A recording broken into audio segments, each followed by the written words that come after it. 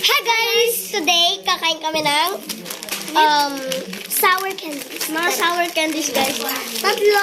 Tatlo siya na i-rate namin. So, start tayo dito sa isa. Ano ngayon yan? Sour candy. Sour crunchy candy. Okay, bubuksan lang namin. Ito na guys, nakabukas na. Try na natin. Isa lang. Uy, pusa. Katas lang siya, maliliit lang siya guys. Maliliit lang po siya. Okay, tara na. In 3, 2, 1. Ang asin.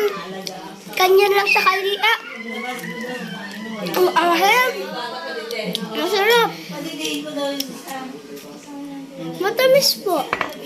Pag kinagat mo po siya. So like for the next vlog na lang, and kakain naman kami neto. Malaki naman siya. So this is part 1. See you in the part 2. Bye!